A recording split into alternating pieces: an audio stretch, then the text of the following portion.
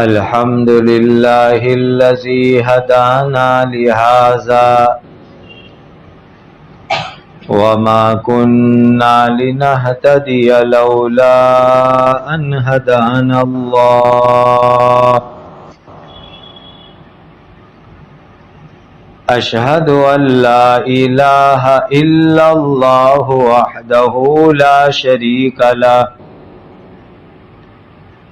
وأشهد أن سيدنا وشفيعنا ومولانا محمدا عبده ورسوله صلوات الله تبارك وتعالى عليه وعلى آله وأصحابه وذرياته وأهل بيته وأهل طاعته وبارك وسلم تسليما كثيرا أما بعد فأعوذ بالله من الشيطان الرجيم بسم الله الرحمن الرحيم ولا تكونوا كالذين خرجوا من ديارهم بطرا ورئاء الناس ويصدون عن سبيل الله والله بما يعملون محيط صدق الله مولانا العظيم.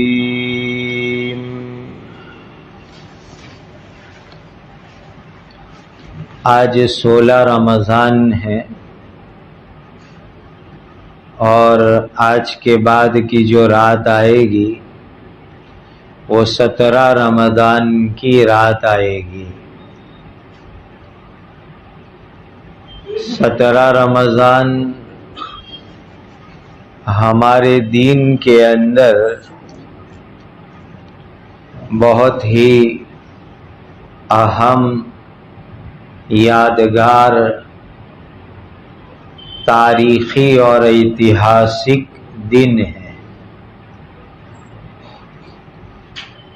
17 رمضان کو بدر کی جنگ ہوئی تھی اور یہ اسلام کے اندر پہلی جنگ ہے جس میں اللہ تعالی کی خلم کھلی مدد آئی. نبی کریم صلی اللہ علیہ وسلم کو اور صحابہ کرام رضوان اللہ تعالی علیہ مجمعین کو اللہ تعالی نے عجیب و غریب کامیابی عطا فرمائی اور قیامت تک اسلام کی سربلندی کا اور اسلام کے چمکنے کا اللہ تعالی نے فیصلہ فرما دیا. آج کی جو رات آ رہی ہے جس کو ہم بدر کی رات کہتے ہیں، اس رات میں نبی کریم صلی اللہ علیہ وسلم نے اللہ تعالی کے سامنے رو رو کر کے دعائیں مانگی ہے اور اللہ تعالیٰ نے ان دعاؤں کی برکت سے ایک چھوٹی سی جماعت کو بہت بڑے لشکر کے سامنے کامیاب فرمایا. اس لیے یہ بدر کی رات یعنی کہ 16-17 رمضان کے بیچ کی رات اور 17 رمضان یہ دونوں ہمارے مذہب کے اندر بہت یادگار دن ہے. بدر ایک جگہ کا نام ہے. مدینہ منورہ سے 155 کلومیٹر ہوتا ہے۔ لوگ وہاں زیارت کے لیے جاتے ہیں، جانا چاہیے۔ وہاں بہت ساری یادگار چیزیں ہیں، وہ دیکھنا چاہیے۔ ایک بڑی یادگار یہ ہے کہ جس جگہ پر اللہ کے نبی صلی اللہ علیہ وسلم کے لیے چھپر بنایا گیا تھا، جس چھپر میں حضور رکے تھے، عربی میں چھپر کو عریش کہتے ہیں، تو وہاں چھپر والی جگہ پر اس وقت پر بڑی عالیشان مسجد ہے، اور مسجد کا نام ہے مسجد العریش۔ تو وہ پیارے آقا حضرت محمد الرسول اللہ صلی اللہ علیہ وسلم کی نورانی پاکیزہ یادگار والی وہ مسجد ہے۔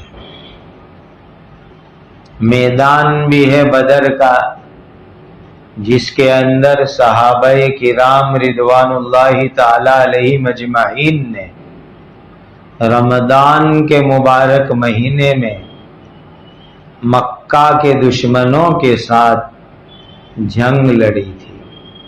وہ یادگار میدان بھی وہاں پر موجود ہے۔ پہاڑ ہے جس کے اوپر فرشتے اتر کر کے آئے تھے، اور فرشتوں کا لشکر جس پہاڑ کے اوپر رکا تھا، وہ پہاڑ بھی وہاں پر موجود ہے۔ اور آدمی دھیان سے دیکھے تو آج سینکڑوں سال گزرنے کے بعد بھی اس پہاڑ پر فرشتوں کا نور چمکتا ہوا نظر آتا ہے۔ اس کو جبل الملائکہ کہتے ہیں، یعنی وہ پہاڑ جس کے اوپر فرشتے کھڑے رہے تھے۔ جو صحابہ کرام رمضان میں شہید ہوئے، ان کی مبارک قبریں بھی وہاں پر ہیں، اور مکہ کے دشمنوں کو قتل کرنے کے بعد جس کنویں میں ڈالا گیا تھا، وہ کنواں بھی وہاں پر موجود ہے۔ یہ سب وہاں پر مبارک یادگار ہیں بدر کے اندر۔ تو اللہ ہمیں بار بار مکہ مدینہ لے جاوے تو اس جگہ کی زیارت کرنی چاہیے، وہاں جانا چاہیے، اور یہ سب چیزیں دیکھنی چاہیے۔ یہ بدر کی جنگ کیوں ہوئی، یہ بھی بڑی سمجھنے کی چیز ہے۔ مکۃ المکرمہ میں جب نبی کریم صلی اللہ علیہ وسلم کی عمر مبارک 40 سال کی ہو گئی، اللہ نے آپ کو نبی بنایا۔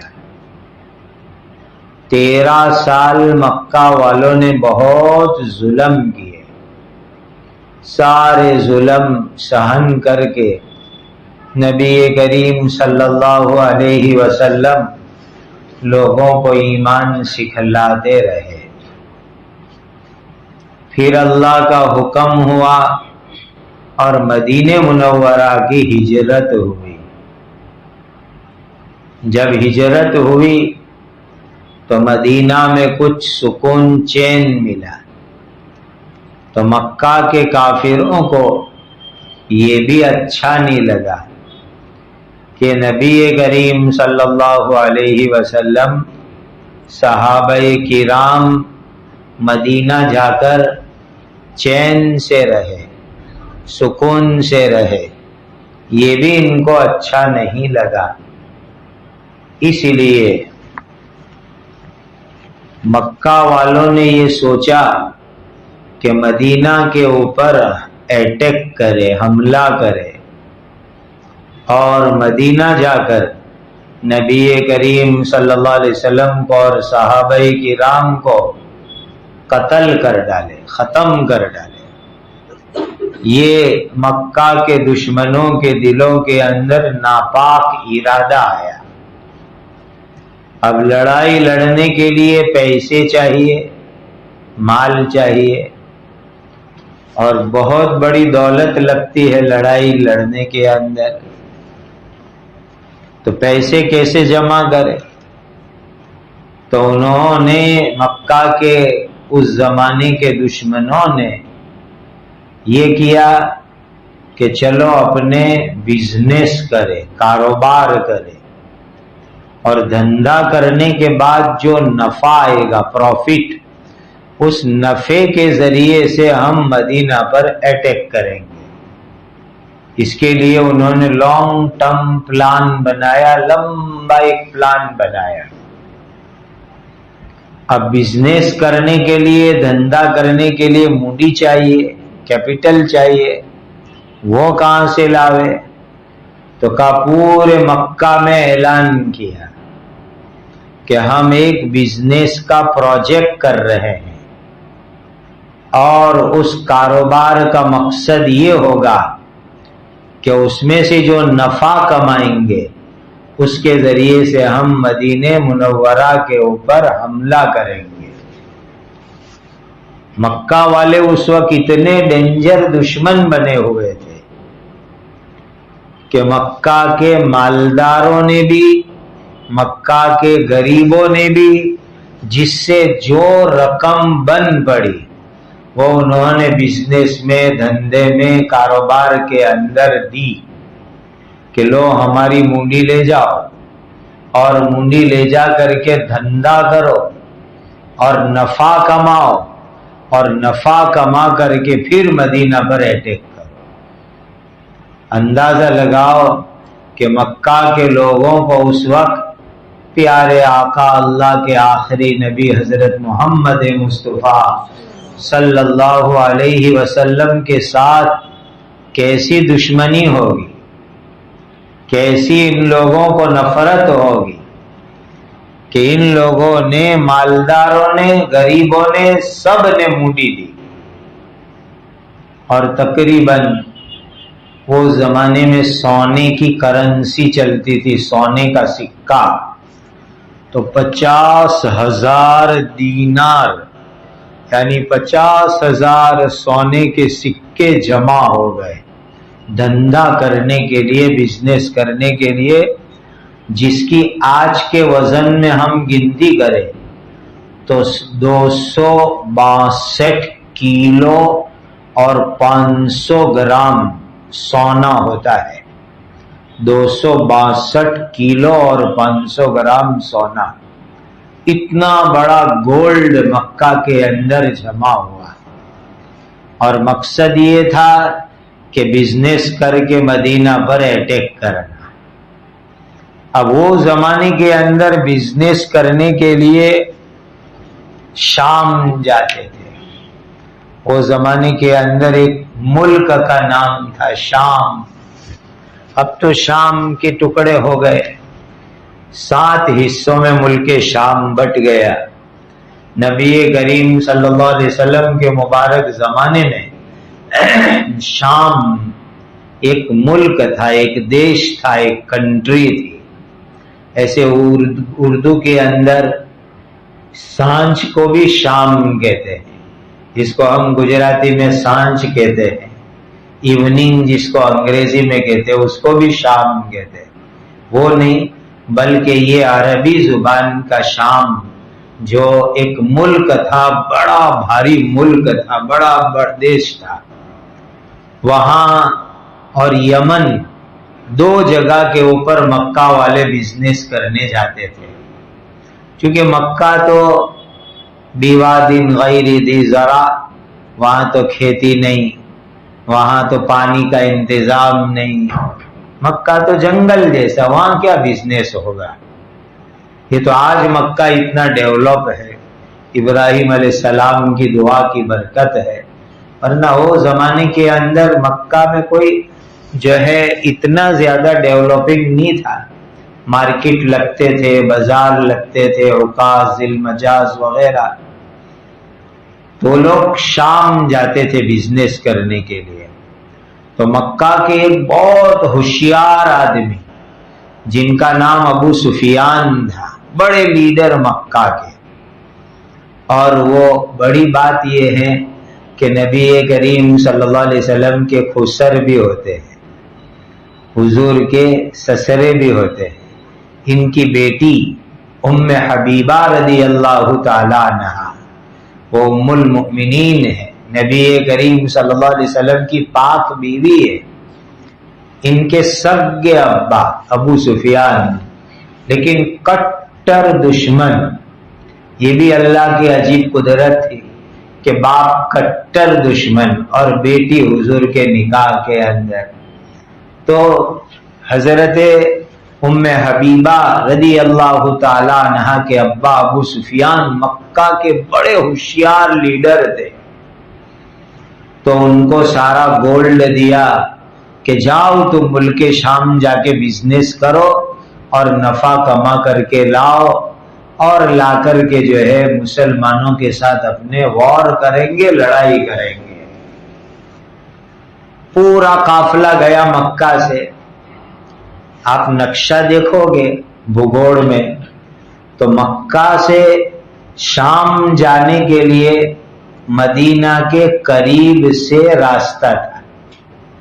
مکہ سے نکلو تو مدینہ کے 5 سے گزر کر کے شام جاتے تھے وہ زمانے کے اندر. آج بھی بائی روڈ ایسا ہی ہے کہ مکہ سے اگر شام جانا ہو تو مدینہ منورہ کے قریب سے روڈ گزرتا ہے. تو جب یہ قافلہ نکلا تو نبی کریم صلی اللہ علیہ وسلم نے سوچا کہ ان کو ملک شام جانے ہی مت دو, ان کے تجارت کے قافلے کو بیچ میں روک لو.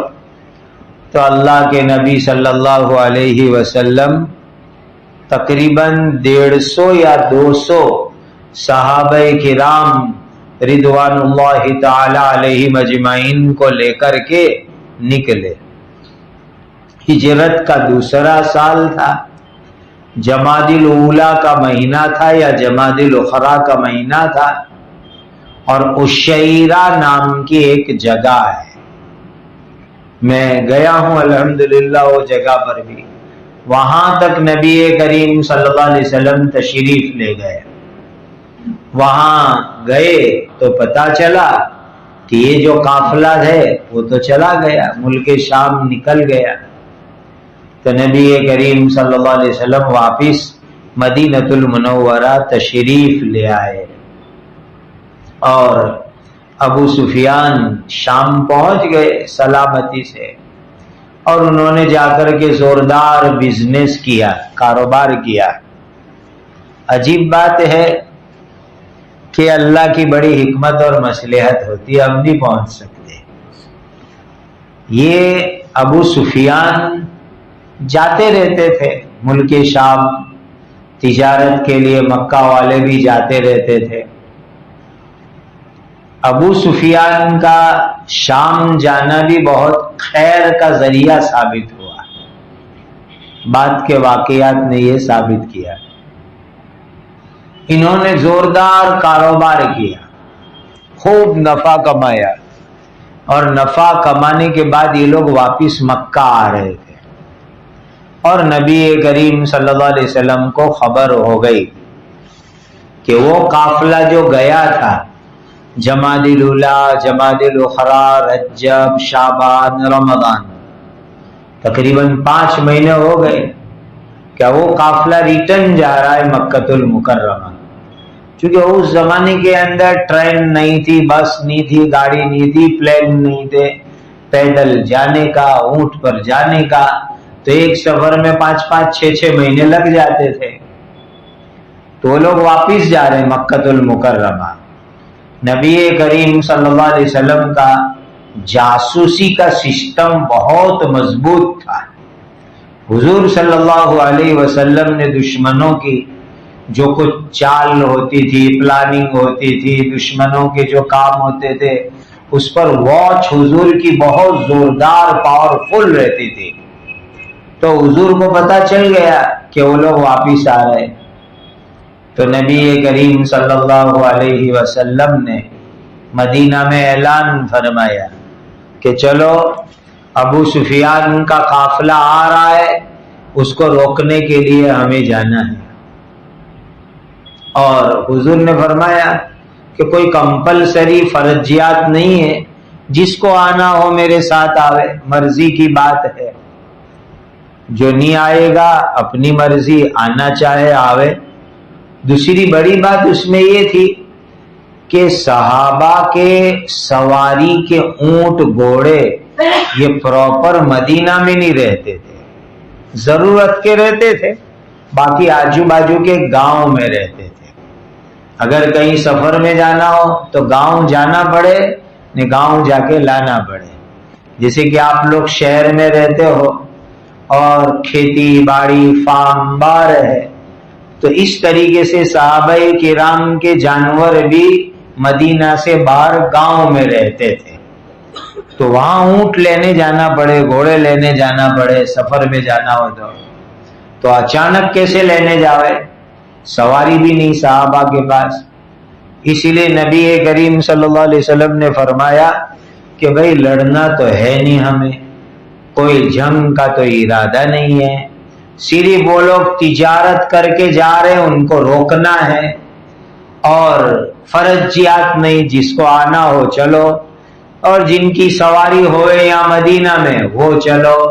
یہ اعلان کر دیا نبی کریم صلی اللہ علیہ وسلم نے۔ جلدی جلدی میں ایمرجنسی میں تیاری، رمضان کا مہینہ چالو، اسی لیے صحابہ کرام کی جماعت چھوٹی سی تیار ہوئے۔ کہتے ہیں کہ 313 صحابہ تیار ہوئے۔ یہ آنکڑا عدد بہت پیارا ہے، 313 یاد رکھنا۔ اور ہمارے لیے کوئی عدد نوست والا نہیں ہے۔ بعض لوگ 13 کو نوست سمجھتے ہیں، ہمارے لیے کوئی نوست نہیں۔ قرآن کے اندر آپ نے واقعہ سنا تھا طالوت اور جالوت کا، تو اس میں جو لوگ نہر پار کر کے گئے تھے، ایمان پر جمے تھے اور تھوڑا سا معمولی پانی پیا تھا، وہ بھی 313 تھے۔ وہ تو حضرت داؤد علیہ السلام کے زمانے کا قصہ ہے، حضور سے بھی صدیوں پہلے۔ اس میں بھی پاورفل ایمان والے 313 تھے، اور بدر میں بھی 313 صحابہ تھے۔ اور حضرت مہدی جب ظاہر ہوں گے قیامت سے پہلے پہلے، اور کعبہ کے سامنے سب سے پہلی ان کے ہاتھ پر بیعت ہوگی، اس وقت پر بھی دنیا کے 313 کوالٹی مضبوط ایمان والے ان کے ہاتھ پر بیعت کریں گے۔ تو یہ 313 کا عدد بڑا برکتی عدد ہے۔ حضرت طالوت کے لشکر کے زوردار ایمان والے وہ بھی 313، بدر میں بھی 313، اور حضرت مہدی کے ہاتھ پر بیعت کرنے والے کعبہ کے سامنے وہ بھی 313۔ اور دوسرے عدد بھی ہے، 314، 315، 319 تک کے عدد ہے۔ 313 کے قریب صحابہ کرام نبی کریم صلی اللہ علیہ وسلم کے ساتھ تیار ہو گئے۔ رمضان کی 8ویں تاریخ تھی یا 12ویں تاریخ تھی، اور نبی کریم صلی اللہ علیہ وسلم مدینۃ المنورہ سے روانہ ہوئے۔ معلوم ہوا کہ رمضان میں بھی دین کے کام کے لیے نکلنا چاہیے۔ نبی کریم صلی اللہ علیہ وسلم اور صحابہ کی سنت ہے 8 یا 12 رمضان کو 313 صحابہ کو لے کر نبی کریم صلی اللہ علیہ وسلم مدینہ سے باقاعدہ نکلے تھے اور روانہ ہوئے آپ صلی اللہ علیہ وسلم۔ یہاں ایک بات اچھی طرح ذہن کے اندر رہے کہ کوئی یہ نہ سوچے کہ یہ لوگ تجارت کر کے نفع کما کے آ رہے تھے تو ان کو روکنے کے لیے کیوں جا رہے تھے، کیوں آپ صلی اللہ علیہ وسلم نکلے۔ اللہ کے نبی کا ہر کام اللہ کے حکم سے ہی ہوتا ہے، صحیح ہوتا ہے۔ کوئی کام نبی کا جو ہے غلط نہیں ہوا کرتا، اللہ نبی کو غلطی سے بچا کے رکھتے ہیں۔ کبھی ادھر ادھر چوک ہو جائے تو فوراً اللہ تعالیٰ پھر نبی کو بتلا دیتے ہیں اور نبی کو صحیح بات کے اوپر فوراً رہنمائی فرما دیتے ہیں۔ تو آپ صلی اللہ علیہ وسلم کیوں گئے؟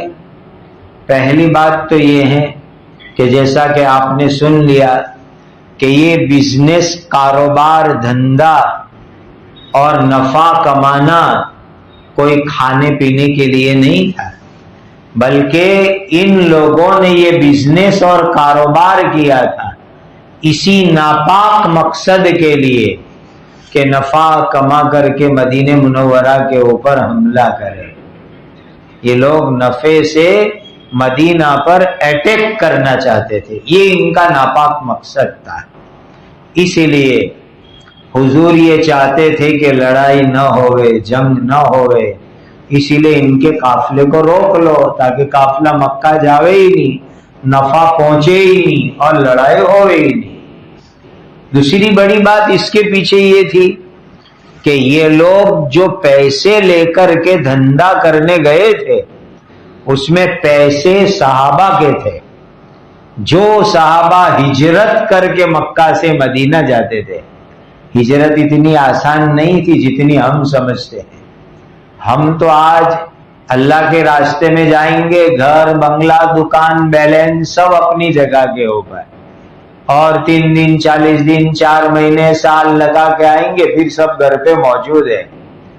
سنو، صحابہ نے ہجرت کیسے کی؟ مکہ سے ہجرت جب کی تو مکہ کے دشمن ان کو جانے نہیں دیتے تھے، وہ تو پریشان کرنا چاہتے تھے۔ جو صحابی جاتے تھے اس کے گھر پر وہ لوگ قبضہ کر لیتے تھے، صحابہ کے پیسے کا قبضہ کر لیتے تھے، صحابہ کے جانور کا قبضہ کر لیتے تھے، صحابہ کے غلام باندی پہ قبضہ کر لیتے تھے۔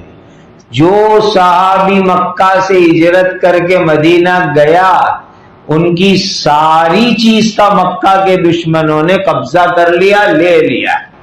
وہ تو خالی ہاتھ جاتے تھے ہجرت کر کے، ہماری طرح ہجرت نہیں تھی، وہ اصلی ہجرت کہلاتی ہے۔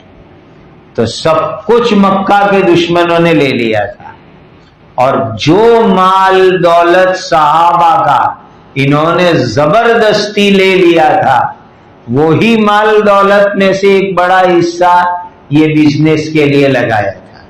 اسی لیے صحابہ کے لیے حلال تھا کہ اپنے مال کو وہ چھوڑانے کے لیے قافلے کو روکے۔ اور تیسری بڑی بات یہ ہے کہ آج بھی دنیا کے اندر قانون ہے کہ جو بڑے بڑے ملکوں میں لڑائی ہوتی ہے تو اس کے اندر دوسرے ملک کی اکانومی کو کمزور کر دو، اکانومی کو توڑ ڈالو۔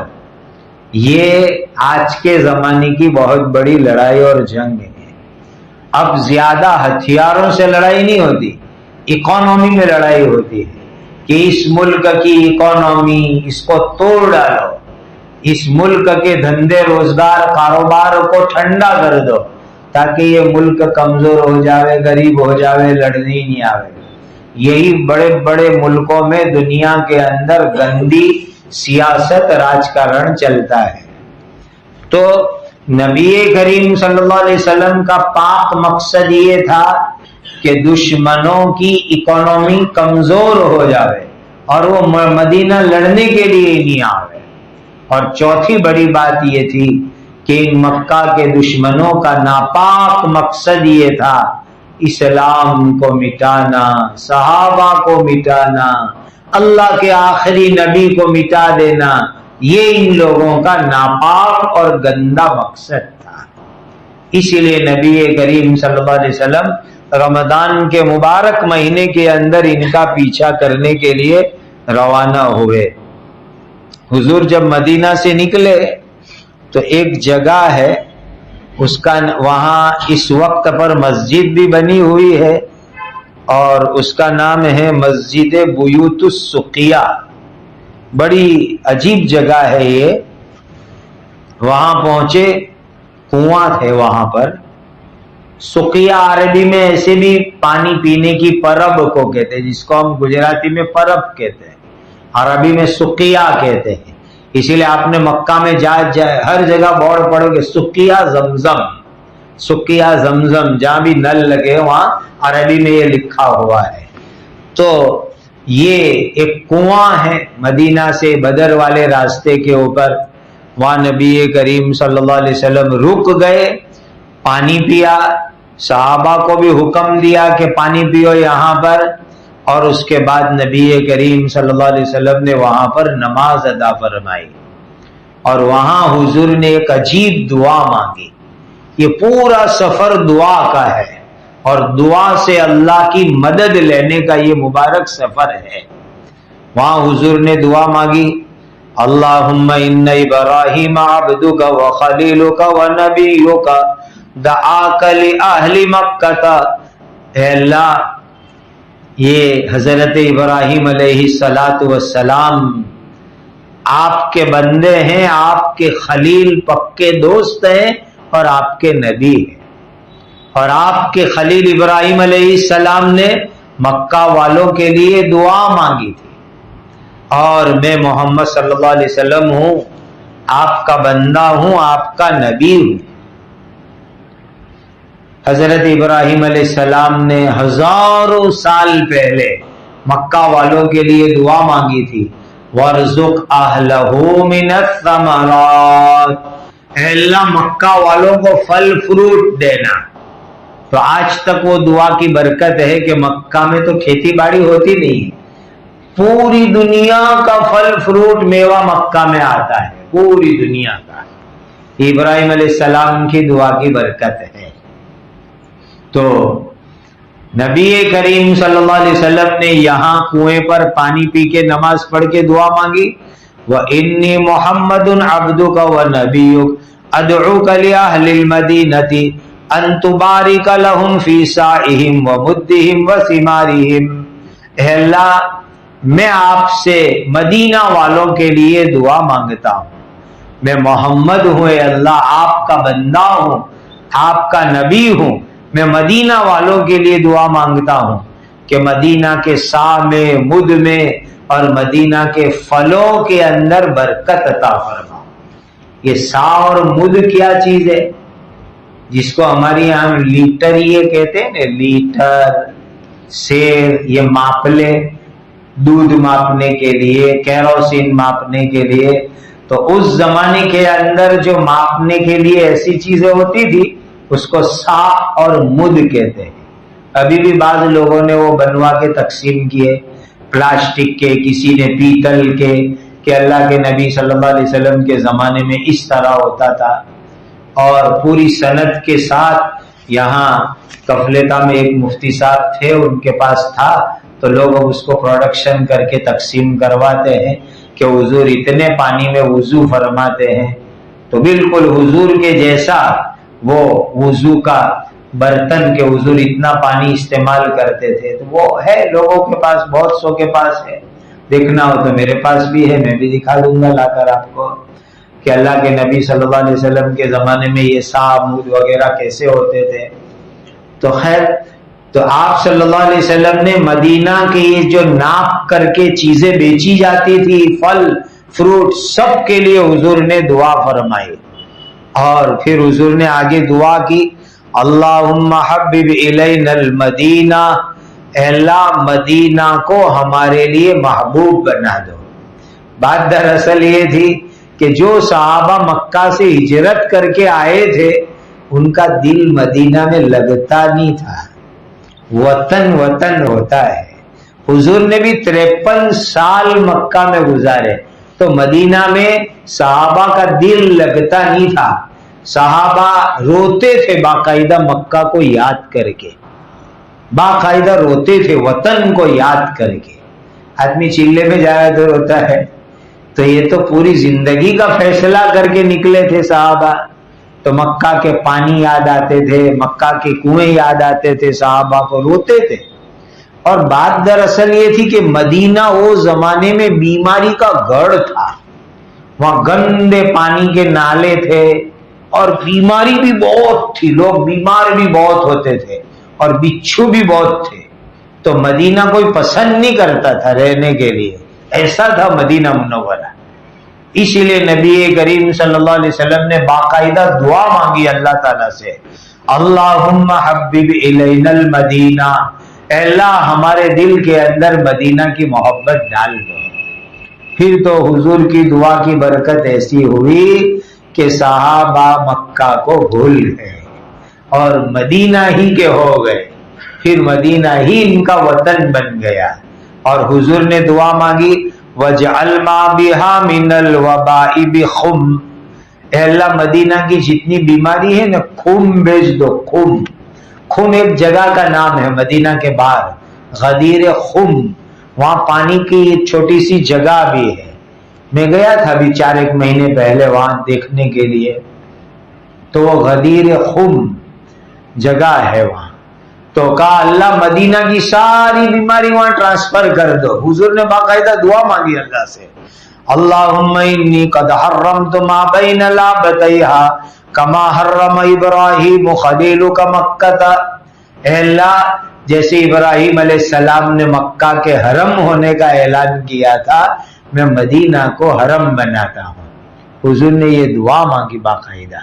حضور کی اس دعا کی برکت سے مدینہ کی ساری بیماریاں دوسری جگہ چلی گئی، اور مدینہ کی آب و ہوا جو شاندار ہو گئی، پاکیزہ ہو گئی، یہ نبی کریم صلی اللہ علیہ وسلم کی دعا کی برکت ہو گئی، اور مدینہ حرم بن گیا، یہ آپ صلی اللہ علیہ وسلم کی دعا کی برکت سے۔ تو یہ بدر والے واقعے کے موقع کے اوپر جو ہے آپ صلی اللہ علیہ وسلم نے دعا فرمائی تھی۔ نبی کریم صلی اللہ علیہ وسلم کے 313 کے زیادہ صحابہ میں صرف 2 گھوڑے تھے، صرف 2 گھوڑے، ایک حضرت زبیر ابن العوام رضی اللہ تعالیٰ عنہ اور دوسرے حضرت مقداد رضی اللہ تعالیٰ عنہ کے پاس، اور 70 اونٹ تھے، 2-2 3-3 4-4 صحابہ باری باری سوار ہوتے تھے، یعنی ہر ایک کے پاس بیٹھنے کے لیے اونٹ بھی نہیں تھا، کسی اونٹ پر 2 صحابی، کسی پر 3، کسی پر 4، اور بیٹھ نہیں سکتے اتنے سارے، چونکہ مال بھی ہوتا تھا، تو باری باری کہ ایک چلے گا ایک بیٹھے، 2 بیٹھے ایک بیٹھے دوسرا چلے، 3 صحابی کی باری کہ ایک بیٹھے 2 چلے، پھر دوسرے بیٹھے پھر 2 چلے، اس طریقے سے باری باری سواری کرتے کرتے یہ لوگ آگے بڑھے، یہاں تک کہ ایک اونٹ پر نبی کریم صلی اللہ علیہ وسلم، حضرت ابو لبابہ اور حضرت علی رضی اللہ عنہما 3 کی باری، حضور کے لیے بھی اسپیشل اونٹ نے، آپ صلی اللہ علیہ وسلم، حضرت ابو لبابہ رضی اللہ تعالیٰ عنہ، حضرت علی رضی اللہ تعالیٰ، تینوں کی باری باری باری، حضور بیٹھتے تھوڑے دور تک، پھر حضور نیچے اتر جاتے، پھر حضرت علی بیٹھتے، پھر تھوڑے دور تک حضرت علی بیٹھتے، پھر حضرت علی اتر جاتے، پھر حضرت ابو لبابہ بیٹھتے، پھر وہ اتر جاتے، اس طرح باری باری، اس طرح سفر ہو رہا تھا رمضان کے اندر اور عرب کی گرمی کے اندر۔ اندازہ لگاؤ، حضرت ابو لبابہ نے اور حضرت علی نے نبی کریم صلی اللہ علیہ وسلم کو درخواست کی، حضور ہم مضبوط لوگ ہیں، ہم چل لیں گے، آپ بیٹھے رہیے۔ یہ صحابہ کا عشق تھا حضور کے ساتھ کہ آپ اونٹ پر بیٹھے رہیے، ہم چلیں گے۔ تو نبی کریم صلی اللہ علیہ وسلم نے فرمایا ما انتما باقوا منی ولا انا باغنا عن الاجر منکما۔ سبحان اللہ، کتنا زبردست جواب دیا نبی کریم صلی اللہ علیہ وسلم نے کہ تم دونوں مجھ سے زیادہ طاقت والے نہیں ہو، میری طاقت تم سے زیادہ ہے، اسی لیے میں چلوں گا۔ اور دوسری بات حضور نے فرمائی اللہ کے راستے میں چلنے پر جو ثواب ملتا ہے وہ ثواب مجھے بھی چاہیے، اسی لیے میں بھی چلوں گا اپنی باری کے اوپر۔ کتنا زبردست جواب دیا حضور نے کہ تم مجھ سے زیادہ طاقت والے نہیں ہو، میرے میں بھی طاقت ہے، میں بھی چلوں گا، اور اللہ کے راستے میں پیدل چلنے پر جو ثواب ملتا ہے وہ ثواب کی مجھے بھی ضرورت ہے، اسی لیے میں چلوں گا پیدل، باری پر بیٹھوں گا، باقی میں پیدل چلوں گا۔ اور نبی کریم صلی اللہ علیہ وسلم بھی جب اپنا نمبر آتا، اپنی باری آتی، تبھی بیٹھتے تھے، باقی صحابہ کو چلاتے تھے، یہ بٹھاتے تھے۔ یہ کتنا بڑا حضور کے اچھے اخلاق کا نمونہ ہے، اندازہ لگاؤ۔ رمضان، گرمی، لمبا سفر، حضور بھی صحابہ کو بٹھاتے اور خود چلتے تھے، چل رہے اور بٹھاتے تھے صحابہ کو سواری کے اوپر۔ کیسی عجیب حضور کی شان ہوگی، اندازہ لگاؤ۔ اللہ ہم سب کو نبی کریم صلی اللہ علیہ وسلم جیسے پاکیزہ جذبات عطا فرماوے۔ ادھر ابو سفیان تو بہت تیز ترار ہوشیار آدمی تھے، ان کو پتا چل گیا کہ محمد صلی اللہ علیہ وسلم ہم کو پکڑنے کے لیے نکلے ہیں، تو اس نے فوراً راستہ بدل دیا۔ بہت ہوشیار آدمی تھے ابو سفیان۔ بعد میں ایمان لائے، کئی سالوں کے بعد فتح مکہ کے موقع پر، ہجرت کے 8ویں سال، اور ان کے ایمان لانے کے بعد اسلام کو بہت فائدہ پہنچا۔ بہت ہوشیار آدمی تھے۔ ان کے بیٹے حضرت امیر معاویہ رضی اللہ تعالیٰ عنہ، انہوں نے بھی اسلام میں بڑی قربانیاں دی ہے۔ تو ابو سفیان نے پورا راستہ ہی چینج کر ڈالا، مدینہ کے بجائے لمبا راستہ دریا کے کنارے کنارے سے نکل کر مکہ کی طرف روانہ ہوئے۔ لیکن دوسری طرف انہوں نے ایک آدمی کو پیسے دے کر کے مکہ خبر کرنے کے لیے بھیج دیا کہ جاؤ، جا کر کے مکہ والوں کو خبر کر دو کہ تمہارا جو تجارت والا قافلہ آ رہا تھا وہ خطرے میں ہے، مدینہ والے ان کا پیچھا کر رہے ہیں۔ ابو جہل کو میسج دے دیا۔ ابو جہل وہ زمانے کا مکہ کا سب سے بڑا لیڈر، اس کو میسج پہنچا۔ اور وہ زمانے کے اندر کوئی ڈینجر خبر پہنچانی ہوتی تھی تو جیسے کہ آج گاڑی پر لال لائٹ جلا کر کے گاڑیاں ایمبولینس دوڑتی ہے، تو وہ زمانے میں کیسے ڈینجر خبر پہنچاتے تھے۔ وہ آدمی گیا ابو سفیان کا میسج لے کے مکہ، تو اس نے مکہ میں جا کر کے پہلا کام کیا، اپنی اونٹنی کی ناک کاٹ ڈالی۔ ناک کاٹی تو خون نکلے اور خون اڑے، اور وہ خون اڑاتا اڑاتا جو ہے وہ مکہ میں داخل ہوا اور اپنے کپڑے پھاڑ ڈالے۔ تو سارے مکہ والے جمع ہو گئے، بھائی کیا ایمرجنسی ہے، کیا ایمرجنسی ہے، کیوں تو نے اٹھنی ناک کاٹ ڈالی، خون اڑ رہا ہے، تیرے کپڑے پھاڑ ڈالے تو نے، ایسا تو نے کیوں کر ڈالا؟ سب پبلک مکہ والی جمع ہو گئی۔ تو اس نے کہا کہ تمہارے لوگ جو شام گئے ہوئے ہیں، تمہارا جو مال ہے اس کو مدینہ والے روکنے نکلے، تم ان کی خبر لو، ان کی حفاظت کرو۔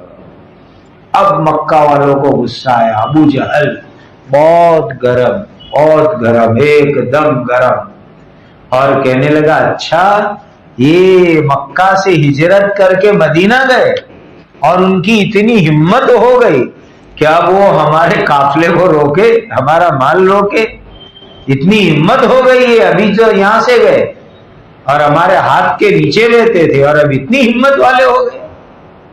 ایسا اس کو طیش اور غصہ آیا، اور وہ کہنے لگا کہ اب تو ہم بڑا لشکر لے کے جائیں گے اور زوردار مقابلہ کریں گے۔ یہ ابو جہل نے اعلان کیا، اور اعلان کیا تو تقریباً 1000 سے زیادہ آدمی کو لے کر کے ابو جہل نکلا۔ ایسے تو اس نے بہت بڑی تیاری کی، ہتھیار بھی جمع کیے اور سپاہی بھی جمع کیے، اور کہنے لگا غصے کے اندر محمد صلی اللہ علیہ وسلم سے لڑیں گے اور جیتیں گے ہم، پھر جیت کے لیے ہم جشن منائیں گے، جلسہ منائیں گے، شراب کی محفل لگائیں گے، اور ڈانسروں کو لے کر ہم جاتے ہیں، ناچنے والیوں کو، کہ جب ہم جیت جائیں گے تو ڈانسر ڈانس کرے گی اور میوزک گانے والی میوزک گائے گی، اور محمد صلی اللہ علیہ وسلم اور ان کے ساتھیوں کو ہم قتل کر دیں گے اور اسلام کو ہمیشہ کے لیے مٹا دیں گے، اور وہاں جا کر اونٹ کاٹیں گے اور 3 دن بڑی پارٹی کریں گے۔ ایسا اعلان کیا اس نے۔ اور ہم یہ چاہتے ہیں کہ یہ مدینہ والوں کو ہم ختم کر دے تو پورے عرب میں ہماری دھاک بیٹھ جاوے، پھر ہم مکہ والوں کے ساتھ کوئی دادا گیری کرنے بھی نہیں آوے، نہ کوئی آنکھ اٹھا کے دیکھنے کے لیے بھی نہ آوے۔ اس طریقے سے وہ گھمنڈ کرتے ہوئے، تکبر کرتے ہوئے نکلا۔ دراصل بات یہ تھی کہ نبی کریم صلی اللہ علیہ وسلم جو اس کے قافلے کو روک لیتے تو پورے عرب میں ان کی بدنامی ہو جاتی، چونکہ قریش کا نام بڑا تھا۔ کہ اچھا ان کا قافلہ روک لیا تو ان کی بدنامی ہو جاتی کہ اتنے کمزور ہو گئے، اور دوسری بات یہ کہ ان کی اکانومی کمزور ہو جاتی۔ تیسری بات یہ تھی کہ دوسرے خاندان والوں کی نظر میں ان کی عزت نیچے ہو جاتی، ناک کٹ جاتی۔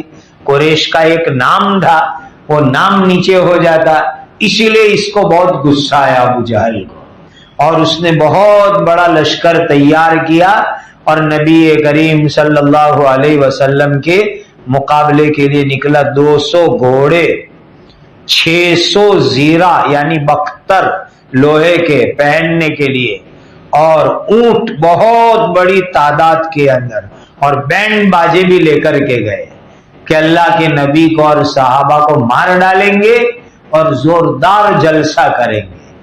پھر جب مکہ سے ابو جہل لشکر لے کے نکلا 1000 سے زیادہ آدمی کا، تو حرم شریف میں گیا۔ دھیان سے سننے کی بات ہے، حرم میں جا کر کے کعبہ کے پردے پکڑے اور دعا مانگی اللہ سے۔ کیا دعا کرتا ہے ابو جہل کہ ایک طرف ہمارا مکہ والوں کا لشکر ہے، دوسری طرف محمد ہے، اے اللہ ہم دونوں کے اندر جو حق پر ہو ان کی مدد کرو، اور جو باطل پر ہو اس کو ناکام کرو، ان کو تباہ کرو۔ وہ تو اپنے آپ کو حق پہ سمجھتا تھا اور نبی کریم صلی اللہ علیہ وسلم کو باطل پر سمجھتا تھا۔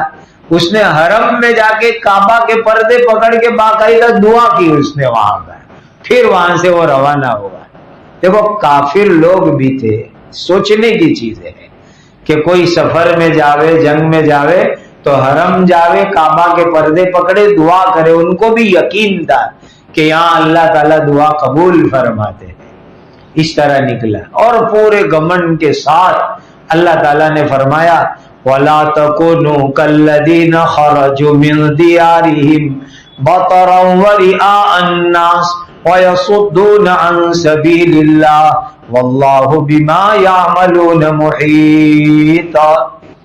جو لوگ اپنے گھروں سے اتراتے ہوئے نکلے، اپنی شان دکھاتے ہوئے نکلے، اور اللہ کے راستے سے لوگوں کو روکتے ہوئے نکلے، کہ تم ایسے مت بنو۔ یہ ہمارے لیے بہت بڑا سبق ہے۔ کبھی بھی آدمی کو اترانا نہیں چاہیے، دکھلاوا نہیں کرنا چاہیے۔ بہت سے لوگ مثلا بارات ہے، شادی کا موقع ہے، یا کوئی اور خوشی کا موقع ہے تو کہتے ہیں ہم کو بھی دکھانے کا ہے کہ اتنی بڑی بارات لے گئے، ہم کو بھی دکھانے کا ہے کہ ہم نے اتنی بڑی دعوت کر ڈالی۔ یہ جو دکھانے کا مزاج ہے، اترانے کا، یہ اللہ کو پسند نہیں ہے۔ یہ کافروں کا طریقہ ہے، مکہ کے دشمنوں کا طریقہ ہے، یہ اسلامی طریقہ نہیں ہے۔ قرآن نے یہ قصہ بدر کا اور دوسرا قارون کا قصہ کہ وہ بھی دکھلاوا کرنے نکلا تھا، آپ کو معلوم ہے کہ اللہ نے اس کو زمین میں دھسا دیا تھا۔ اسی لیے کبھی بھی آدمی اپنے منی پاور، مسلس پاور، پیسے، طاقت، کسی چیز کو بھی دکھلانے کے چکر میں نہ پڑے کہ میں لوگوں کو دکھاؤں، انہیں میں شو کروں، انہیں میں لوگوں کے اوپر اپنی دھاک بٹھا دوں، انہیں یہ کر دوں، وہ کر دوں۔ اللہ تعالیٰ کی طاقت کے سامنے کسی کی کوئی حیثیت نہیں ہے۔ اللہ تعالیٰ ایسوں کے غرور کو، تکبر کو توڑ کے تباہ و برباد کر دیتے ہیں۔